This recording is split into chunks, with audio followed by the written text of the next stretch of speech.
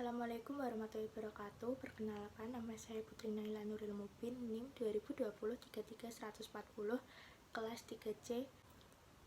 Di sini saya akan menjawab soal UTS mata kuliah Bahasa Indonesia Keilmuan.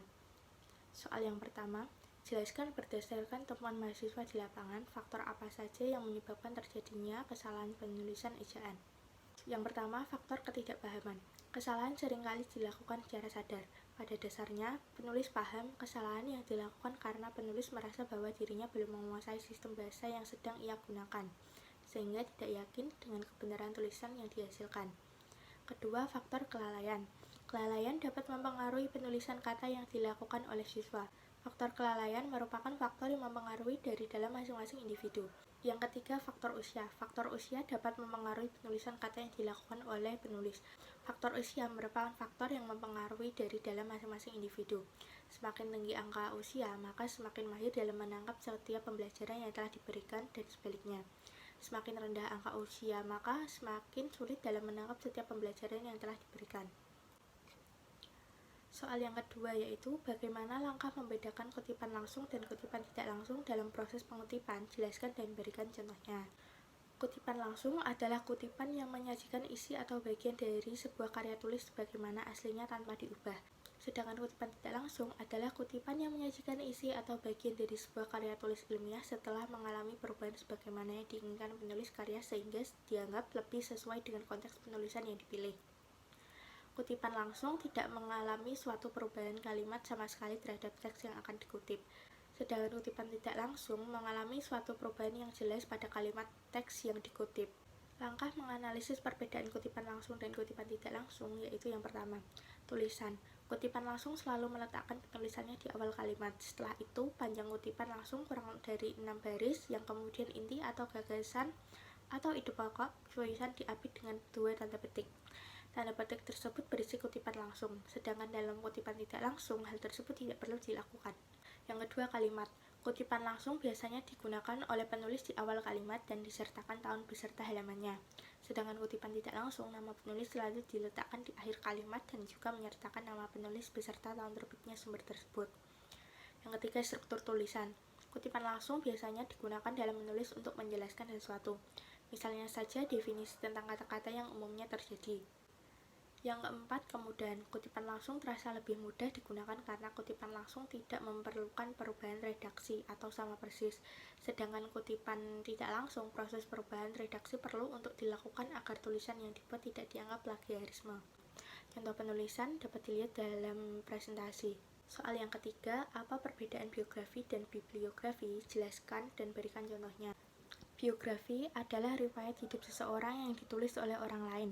Karena biografi disusun oleh orang lain, dalam menulis biografi, biasanya penulis biografi mengandalkan berbagai sudut pandang terkait tokoh serta bermacam dokumen pendukung. Dalam biografi dijelaskan secara lengkap tokoh yang ditulis dari lahir hingga meninggal serta disebutkan juga jasa atau karya yang telah diciptakan oleh tokoh yang digambarkan dalam biografi. Sedangkan bibliografi adalah daftar buku atau karangan yang merupakan sumber rujukan dari sebuah tulisan atau karangan atau daftar tentang suatu subjek ilmu, dan bisa dikatakan bibliografi adalah daftar pustaka.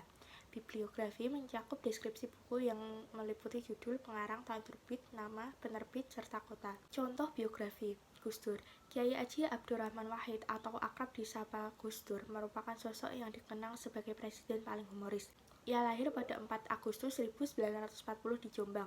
Terus Gus Dur sempat berkuliah di Universitas Al-Azhar dan Universitas Baghdad. Semasa muda, ia menulis beberapa media seperti Kompas, Tempo, dan majalah Horizon.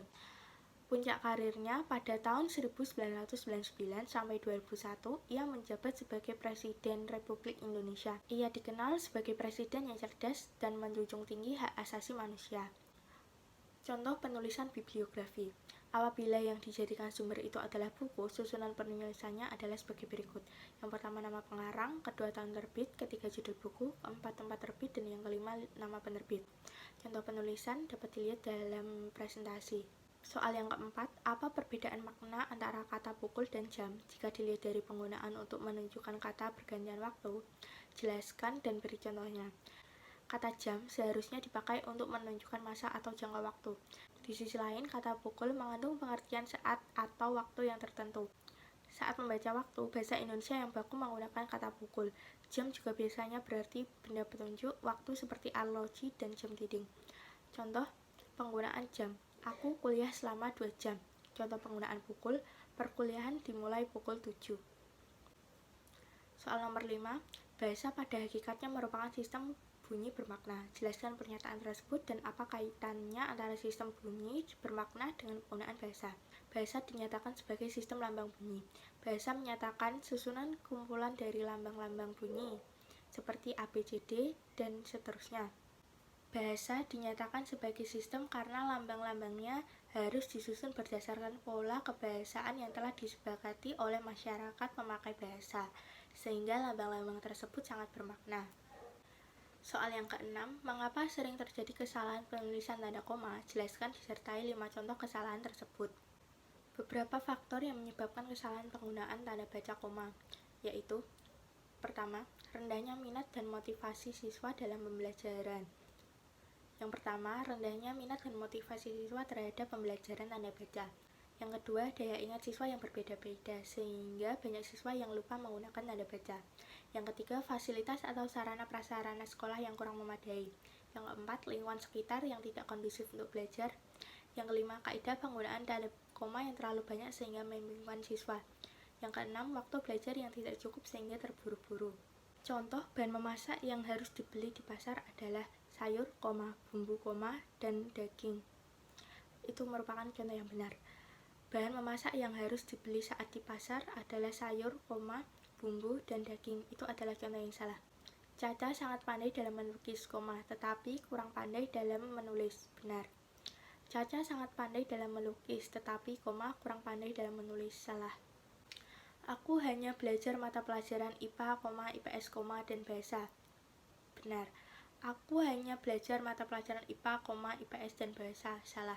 Karena diejek oleh teman-temannya, adik tidak mau sekolah lagi. Benar. Adik tidak mau sekolah lagi, karena diejek teman-temannya. Salah. Rumah ini bukan milik saya, melainkan milik orang tua. Benar. Rumah ini bukan milik saya, melainkan, milik orang tua saya. Salah. Apa perbedaan makna dari tanda titik 2 dengan tanda titik koma? Jelaskan disertai 2 contoh penggunaan tanda tersebut yang benar. Tanda baca titik koma. Tanda baca titik koma dapat dipakai sebagai pengganti kata penghubung untuk memisahkan kalimat setara yang satu dari kalimat setara yang lain di dalam kalimat majemuk. Misalnya, hari sudah malam, titik koma, anak-anak masih membaca buku. Ayah menyelesaikan pekerjaan, titik koma, ibu menulis makalah, titik koma, adik membaca cerita pendek. Tanda baca titik 2. Tanda baca titik 2 dipakai pada akhir suatu pernyataan lengkap yang diikuti pemerincian atau penjelasan. Misalnya, mereka memerlukan perabot rumah tangga, titik 2, kursi, meja, dan lemari. Hanya ada 2 pilihan bagi para pejuang kemerdekaan, titik 2, hidup atau mati. Secara garis besar, perbedaan keduanya dapat ditenggarai melalui kata sebelum dan sesudahnya.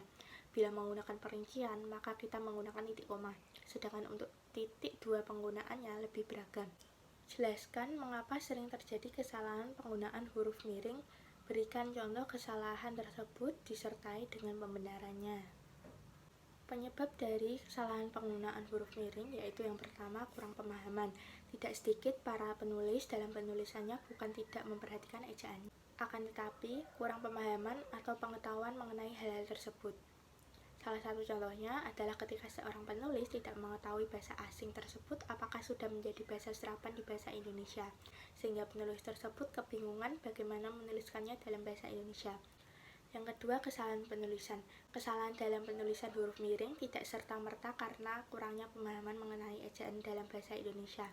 Akan tetapi bisa jadi karena kurang teliti dalam penulisannya. Bisa jadi seseorang penulis kurang fokus atau konsentrasi dalam penulisan tersebut. Oleh karena itu, selain harus banyak memahami aturan penulisan dalam berbahasa Indonesia, seorang penulis juga harus dituntut untuk teliti. Contoh, peraturan ujian ini sudah jelas dilarang mencontek. Kata dilarang mencontek seharusnya menggunakan huruf miring. Contoh yang kedua, berita itu sudah muncul pada surat kabar Cakrawala. Kata Cakrawala seharusnya menggunakan huruf miring. Nomor 9, jelaskan bentuk kesalahan konsonan dan vokal pada karya tulis ilmiah dan berikan contoh kesalahan tersebut disertai dengan pembenarannya. Huruf vokal merupakan huruf-huruf yang dapat berdiri tunggal dan menghasilkan bunyi sendiri. Huruf konsonan tersebut terdiri atas B, C, D, F, G, H, dan lain-lain. Huruf konsonan sering pula disebut dengan huruf mati. Contoh, antre benar, antre salah. Anugerah benar, anugerah salah. Bosan benar, bosan salah. Februari benar, Februari salah. Baterai benar, baterai salah. Sekian jawaban UTS dari saya. Wassalamualaikum warahmatullahi wabarakatuh.